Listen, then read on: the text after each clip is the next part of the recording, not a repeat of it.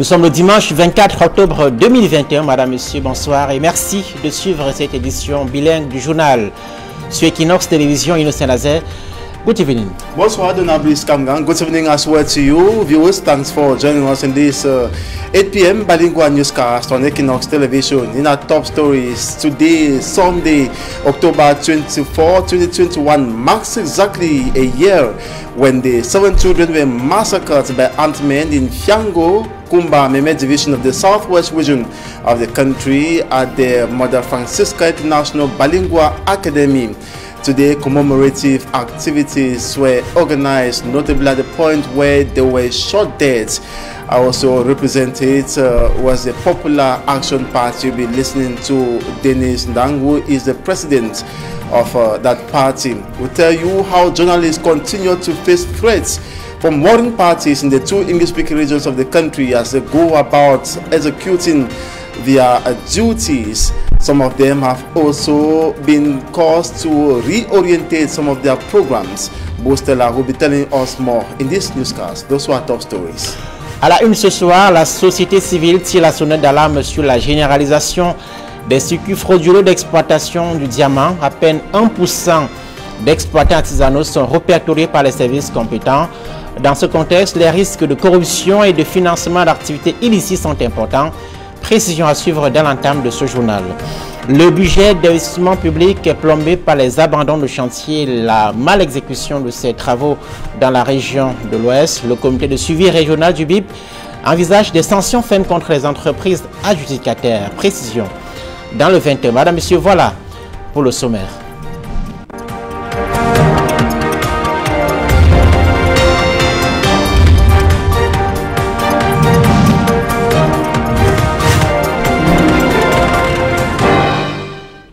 Merci de nous préférer pour vous informer. Officiellement, le Cameroun produit 5000 carats de diamants par an. Mais cela est bien en deçà du potentiel réel du pays. Cela est bien en deçà du potentiel réel du Cameroun.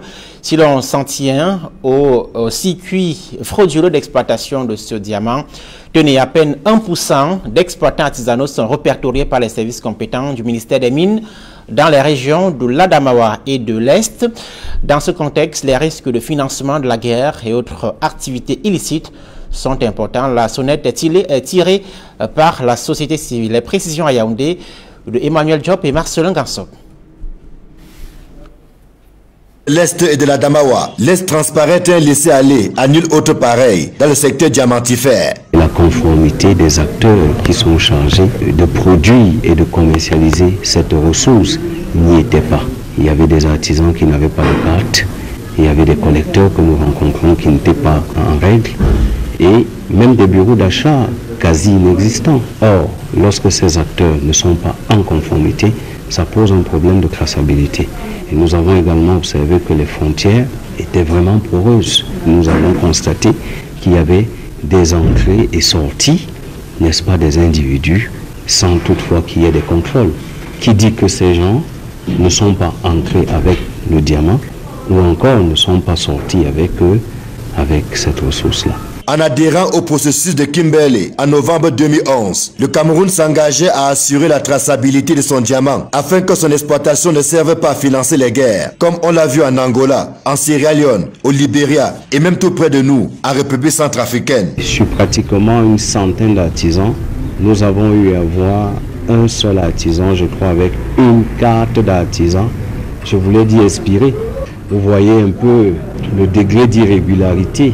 Le Relifa, qui est une organisation de la société civile, a décidé ainsi de pouvoir mener un suivi indépendant au regard de la gravité du phénomène de contrebande avec la République centrafricaine, qui est un pays voisin, qui est un pays en crise. Jusqu'ici, le réseau de lutte contre la faim est l'unique organisation de la société civile à faire un suivi indépendant du système de certification du processus de Kimberley. Il devient dès lors urgent d'impliquer d'autres acteurs indépendants afin que la surveillance du secteur diamantifère porte les fruits escomptés. D'où l'importance de cette session de renforcement des capacités des organisations de la société civile élargie aux journalistes. Ça tombe à pic parce que nous allons un peu transporter ce qui se fait dans les mines, l'expérience, pour amener dans les sites où on peut trouver le diamant. On entendait le processus de Kimberley, c'était très faible dans la tête. Ce que nous allons prendre ici,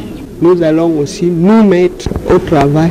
Le processus de Kimberley regroupe 82 États qui couvrent plus de 99% de la production mondiale de diamants bruts. Bien encadré et surveillé, le secteur diamantifère peut constituer l'un des principaux leviers de la croissance. La massification des étudiants dans les universités d'État, mais également les conditions de travail difficiles et les questions d'éthique des enseignants, voilà les préoccupations du syndicat national des enseignants du supérieur. Le SINES, qui était face à la presse ce week-end à Douala, fait des propositions au pouvoir public pour réajuster ces manquements dans les 8 universités d'État du Cameroun. Écoutez le secrétaire général du syndicat national des enseignants du supérieur, Blaise Moupi, au micro d'Equinox Télévision. Le débat montre qu'il est difficile à régler vu que chaque année, le DCU Board et l'Office du baccalauréat produisent environ plus de 100 000 bacheliers autant pour moi. De ce fait, nous avons préconisé une ingénierie académique qui implique une approche pédagogique innovante, comme c'est le cas par exemple de l'UT de Douala, en établissant des relations avec le monde professionnel. Pour ce qui concerne les conditions de vie et de travail, le SINES se donne le devoir de mieux sensibiliser les enseignants des universités pour qu'ils souscrivent chacun à une police d'assurance maladie. Nous avons aussi débattu des problèmes de l'éthique et de la dignité des enseignants. Compte tenu de certaines dérives constatées, le SINES se donne pour devoir de sensibiliser les enseignants sur les bonnes pratiques à travers les comités de vigilance à créer dans chaque coordination. Enfin, le BEN a relevé, pour le déplorer, l'état d'insécurité dans lequel travaillent nos collègues de Bamenda et de Buea. Le BEN appelle le gouvernement à tout mettre en œuvre pour stopper cette insécurité, car la vie de notre collègue en dépend. Dans le département de la Ménoire, dans la région de l'Ouest, de nombreux projets sont à l'abandon ou mal exécutés. Le constat est du comité régional du suivi du BIP. Le budget d'investissement public, ce comité qui vient de tenir sa 3e rencontre à Tchang. Le film de cette rencontre avec Leclerc Sakem sur place. Dans sa démarche pour l'amélioration de ces infrastructures sociales de base, le département de la Ménoire, dans la région de l'Ouest, a de nombreuses entorses qui tendent à saper les clauses du cahier de charges pour l'exercice budgétaire 2021 en cours. Des malfaçons, des retards observés dans l'exécution des projets qui se résument en infrastructures routières, scolaires, communautaires. On a constaté des malfaçons telles que les fissurations sur les murs, les dallages du sol qui sont serpentés, qui ne sont pas conformes, les moisissures au niveau des plafonds, quelques papins qui s'effritent, et ainsi de suite. Des 6 communes dans lesquelles sont planifiés ces chantiers, d'aucuns se battent comme de beaux diables pour sortir la tête de l'eau. C'est le cas de la commune de Konzem qui envoisine les 98%, tandis que Saint-Chou traîne le pas et présente à peine 35% à quelques semaines de la fin d'année budgétaire. De par les résultats de l'arrondissement de Saint-Chou, les prestataires de ce côté-là s'amusent. Alors nous leur avons demandé de se mettre au travail pour terminer les projets qu'ils ont depuis 2019 et 2020. Nous avons aussi invité le maire de Saint-Chou à passer les marchés dans les délais, donc au plus tard en avril, pour permettre à ces prestataires de travailler. Cette 3e rencontre à la délégation départementale Minipat-Ménois a permis tout de même de constater que le pourcentage d'exécution physico-financière du BIP pour la Ménois connaît une nette amélioration par rapport à celui de l'année précédente à la même période. Le taux à date se situe à 76%. En comparaison à l'année dernière, le taux se situe à 55%, soit un gap de 21 points. Marqué. Nous allons signaler qu'il y a certains projets de l'année dernière qui n'étaient pas achevés, mais avec le recadrage des ingénieurs et des autorités administratives ainsi que toutes les parties prenantes, nous avons pu relever le défi et puis... Rendu à 2 mois de la fin d'année, des recommandations ont été formulées à l'endroit des parties prenantes dans le sens de l'accélération des projets non encore réceptionnés afin que les populations puissent, dans un proche avenir, bénéficier de ces infrastructures à elles dédiées.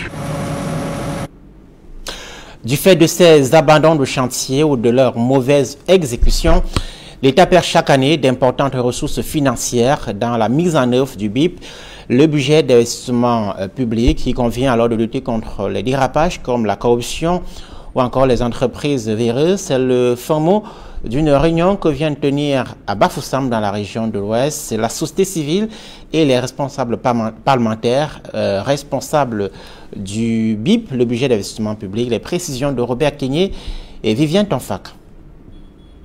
Une route qui commence à se dégrader alors qu'elle vient d'être construite. L'image est suffisamment saisissante à Banjoun, dans le département du Kounki.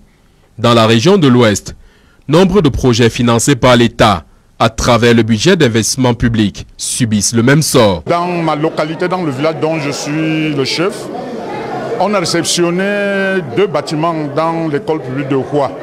J'ai été surpris l'autre jour que le directeur s'approche de moi pour me dire que le bâtiment suintait. Un bâtiment qu'on a réceptionné, c'est moins de 6 mois. Je suis allé là-bas, j'ai vu la toiture et c'est-à-dire que ça a des sions. L'axe central des sions. C'est la raison pour laquelle le bâtiment suinte. Je dis qu'un bâtiment nouvellement construit. L'impact d'un projet comme celui-ci dans l'amélioration des conditions de vie des populations est finalement éphémère, transformant une volonté des pouvoirs publics en un véritable gâchis. Il y a beaucoup d'argent qui se perd du fait que les investissements sont mal réalisés, mal suivis ou mal coordonnés. Cela est la conséquence des petites commissions que les gens perçoivent. C'est-à-dire qu'on dit qu'un marché, je prends un exemple pour dire n'importe comment, ça a coûté 10 millions de francs.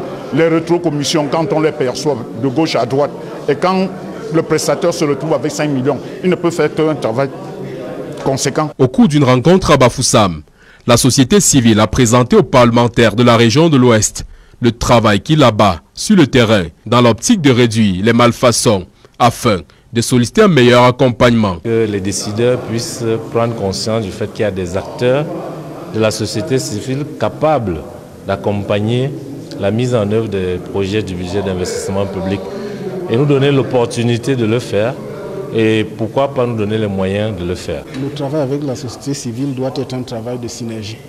Ça doit être un travail de participation et de collaboration. Vous savez, le Code général des collectivités territoriales décentralisé est basé sur le principe de la participation. Dans la synthèse du rapport alternatif du projet suivi des finances publiques locales de la région de l'Ouest pour les exercices budgétaires 2020, il ressort que l'action de la société civile a contribué à améliorer la qualité des projets réalisés. Ce sont environ 700 nouveaux cas qui sont recensés chaque année au Cameroun. La fente de labiopalatine, connue sous l'appellation populaire de bec de lièvre, touche essentiellement les enfants. L'explosion des cas de cette malformation est due au rejet et à la stigmatisation dont sont victimes les personnes touchées. Le coût souvent trop élevé de la prise en charge, mais le corps médical invite les parents à faire dépister ces cas de malformation. Précision à Yaoundé avec Marcelin Gansop et Rodrigue Ngassi. Dans l'une des salles du bloc opératoire de l'hôpital gynéco-obstétrique et pédiatrique de Yaoundé, une équipe médicale s'active. Elle a la lourde responsabilité de donner goût à la vie au petit Ibrahim. C'est la chirurgie reconstructrice de la lèvre, qu'on appelle dans notre jargon une labioplastie. Donc on essaie de réparer la lèvre, on va essayer de chercher les éléments musculaires qui manquent au niveau de la ligne médiane. On va les rechercher à droite et à gauche pour pouvoir les mettre sur la ligne médiane pour pouvoir reconstituer une lèvre tout à fait normale, une lèvre cutanée et une lèvre musculaire. Cette malformation est plus connue sous l'appellation de bec de lièvre. Certains la considèrent comme une maladie honteuse. J'ai aussi enlevé la honte parce que je cachais souvent la bouche de l'enfant. Aller à la messe, je ne partais même plus avec l'enfant à la messe parce que les gens regardaient seulement la bouche de l'enfant. Et l'enfant avait les difficultés pour téter quand il est né. Je suis tellement fière. Et j'exhorte même aux autres mamans, s'ils ont des cas pareils, qu'ils n'aient pas honte. Parce qu'une maman m'avait conseillé à l'hôpital que ma fille, si ton enfant est né comme ça là, n'aie pas honte de l'amener quelque part. Avec l'appui du ministère de la Santé publique et d'un partenaire, l'hôpital gynéco-obstétrique a décidé de soulager les souffrances de nombreuses familles. Nous recevons à peu près 3 enfants qui sont porteurs d'une fente labiopalatine par mois. Ça veut dire que dans l'année, on a à peu près 36 enfants comme ça, et c'est 600 publicités. Et c'est dire si le phénomène peut être beaucoup plus important. Donc les parents qui ont ces enfants, quel que soit là où ils se trouvent, ils peuvent simplement se rendre à l'hôpital gynéco-obstétrique et pédiatrique de Yaoundé. Même aujourd'hui, ils y trouveront des infirmières qui sont vaillantes, qui vont les enregistrer, ou elles ont des registres à leur disposition. Et ensuite, ils seront examinés par des spécialistes de pédiatrie, d'ORL ou de chirurgie pédiatrique. Enfin, ils seront vus par des collègues d'anesthésie-réanimation. Et puis, ils pourront bénéficier donc de cette chirurgie. C'est une opportunité en or pour les parents qui, en dehors de cette campagne spéciale, n'ont pas toujours les moyens pour faire opérer leurs enfants. On a atteint un niveau d'expertise locale. Vous regardez dans cette salle, c'est une équipe camerounaise. Et ça, c'est important. C'est dire que l'appropriation s'est faite et que maintenant, ces enfants peuvent bénéficier de cette chirurgie ici. Mais c'est des chirurgies qui coûtent relativement cher. Il faut compter le coût de l'anesthésie, le coût de la chirurgie, le coût de l'hospitalisation et bien sûr le coût des intrants, c'est-à-dire le matériel médical qui va avec. Outre le bec de lièvre, la campagne en cours s'étend à plusieurs autres pathologies. Entre le 28 et le 30 octobre, nous allons nous intéresser particulièrement à ces enfants qui ont des malformations au niveau du pôle caudal, c'est-à-dire qu'au niveau de l'extrémité inférieure, au niveau du rectum, au niveau du côlon, au niveau de l'anus. Et enfin, le 1er et le 2 novembre, nous nous intéresserons à ces enfants qui ont des malformations au niveau de la vessie, particulièrement une malformation qu'on appelle l'extrophie vésicale. Et donc les urines chez ces enfants s'écoulent en permanence. Ces enfants sont continuellement humides. Ils ne sont pas scolarisables dans cet état. Il faut absolument leur apporter une réponse thérapeutique. Venus en état de détresse, les parents repartent soulagés, débarrassés qu'ils sont d'un lourd fardeau. Le Cameroun subit jusque-là des attaques récurrentes dans sa partie est, des attaques quotidiennes en raison de l'insécurité et de l'instabilité en cours en RCA, un pays voisin. Afin de faire face à ces incursions de bandes armées, le pays vient d'installer une unité du BIR, le bataillon d'intervention rapide, avec pour objectif de limiter ces attaques, notamment dans le département de la Bumba-Ngoko, dans la région de l'Est. Les précisions, notre correspondant à Bertois, Benjamin Issam. Le département de la Bumba-Ngoko n'est pas à l'abri de l'insécurité en République centrafricaine voisine. Plusieurs fois, l'on a enregistré des incursions et autres attaques de rebelles centrafricains en territoire camerounais. C'était très difficile parce que c'est une frontière très poreuse. Gari-Gombo, Gribi, Mboy. Et c'est par là que les armes de guerre circulaient. Vous n'êtes pas sans ignorer qu'un des pays frères est dans des difficultés.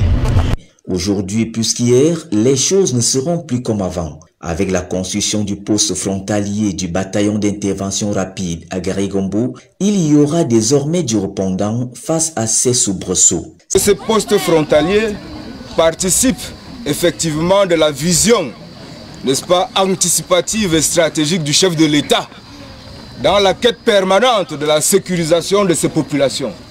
C'est dans cette vision-là que très longtemps avant, il s'est rendu compte des troubles qu'il y avait à l'est de notre frontière, en tenant en compte les régions du nord, de l'Adamawa et de l'est. Vous conviendrez avec moi que s'il n'y avait pas cette fonction stratégique, cette vision dans la dissuasion et la prévention, et la construction de ces camps, lors des élections de décembre dernier, nous aurions eu des incursions et nous aurions pu avoir des débordements sur notre terrain, dans notre sol. C'est donc désormais toute la bande frontalière Est qui sera sécurisée. Pour l'autorité administrative, il s'agit de renforcer la sécurité géostratégique du département de la Bumba-Ngoko.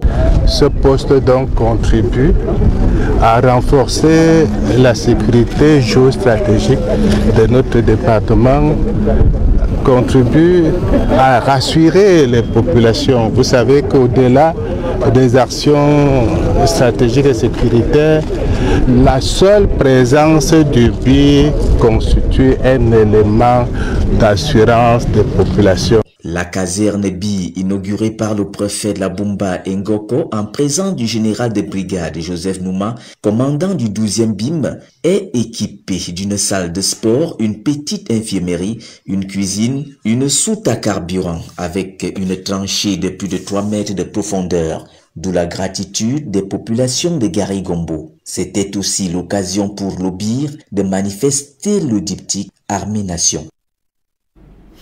À présent, la deuxième partie de ce journal en langue anglaise avec vous, Innocent Nazer.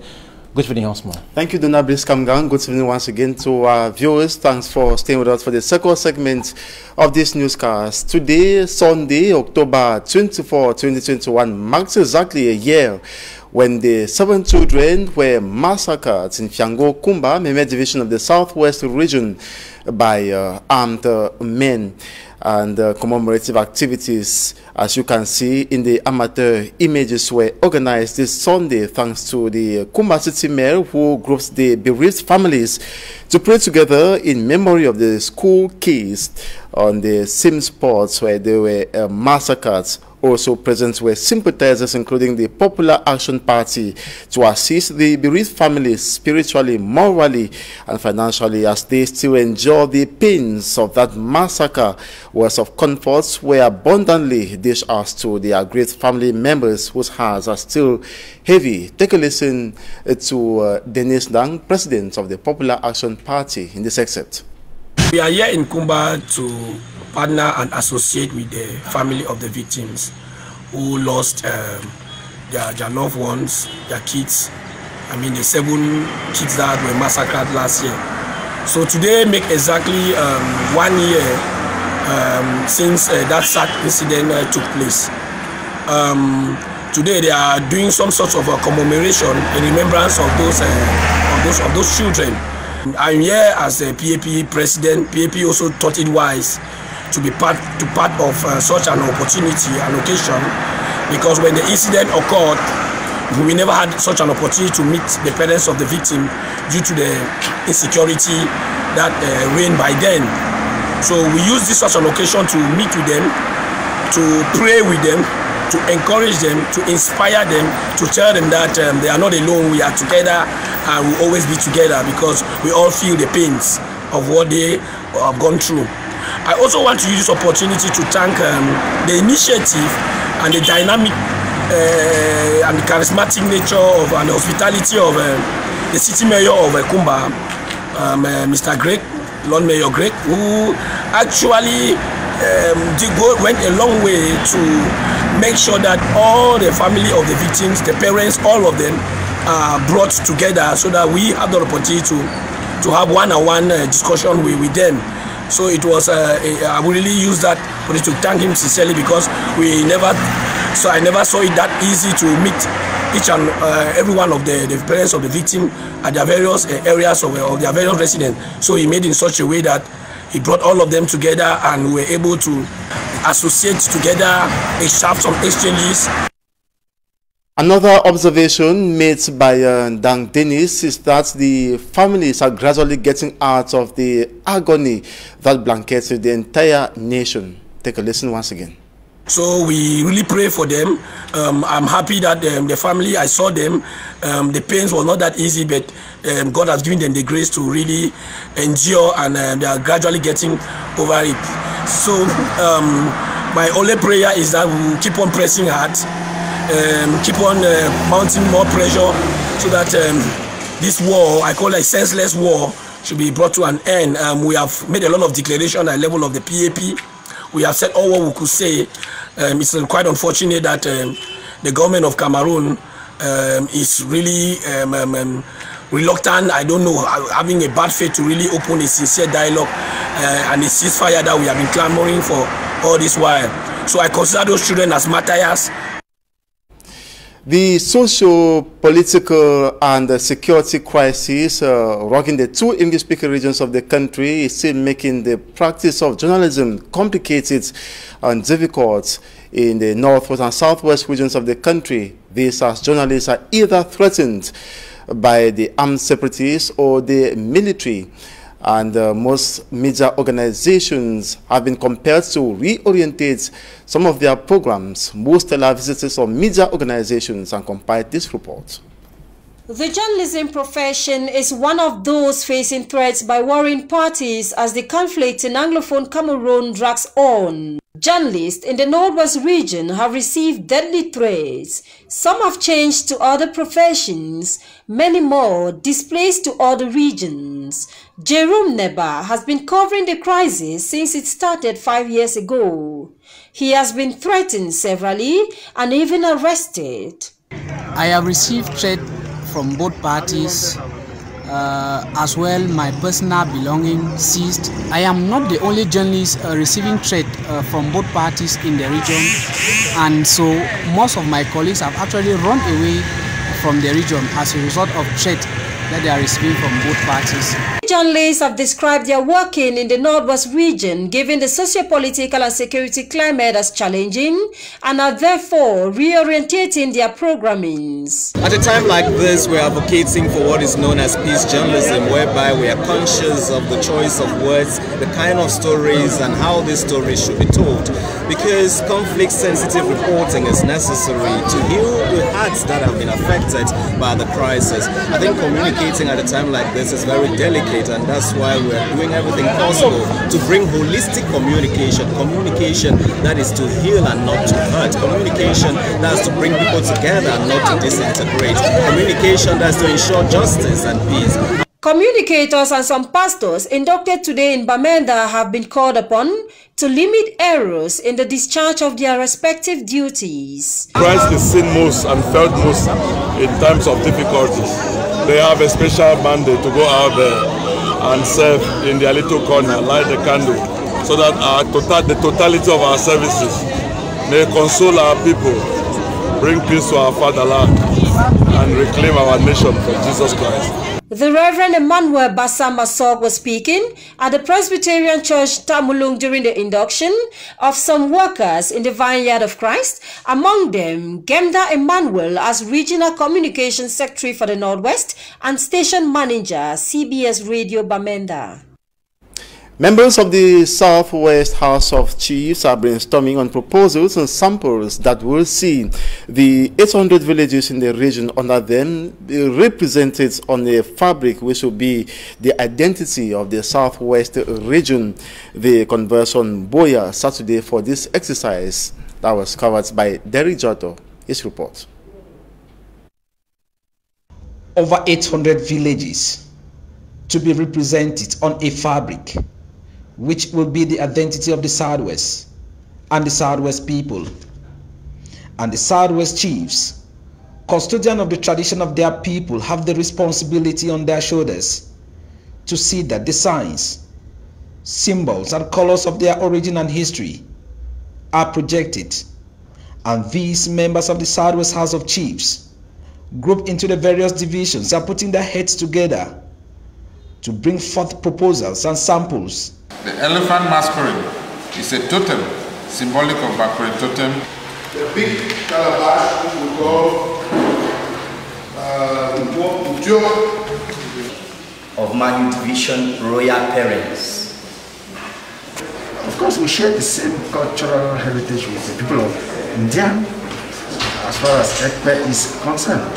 There's a particular tree which identifies with the Bafo people, especially Kumba. In a workshop to empower these members of the Southwest House of Chiefs on the identification of the Southwest symbols for the Southwest fabric, Chief Ateme Bako, President of the Southwest House of Chiefs, made public that the significance of such a project is to preserve the heritage of a people and of a region. And the world culture that is emerging, if it does not take into account specific cultures, we would have a dominant culture that will be seen as the only thing, and this would then serve as a recipe for contention, for violence, and for disagreement. So it is our place today to ensure that we make this exercise ready for us to be able to propose in the event. In the days ahead, the Southwest Regional Delegation of Arts and Culture is expected to chip in its own quota before the fabric is produced. And that's the end of this 8 p.m. bilingual newscast on Equinox Television. Thanks so much for watching. Up next is the program La Vérité en Face. Bonsoir à vous. Très bonne soirée, nous, Sénazé, madame, monsieur. Merci de nous avoir suivis ce soir pour cette session d'information. L'émission La Vérité en Face, votre programme hebdomadaire d'entretien à suivre dans quelques instants. Nous recevons ce soir le professeur Samé Mbongo de l'UPC, l'Union des populations du Cameroun. Restez sur notre antenne, madame, monsieur. Excellente suite des programmes.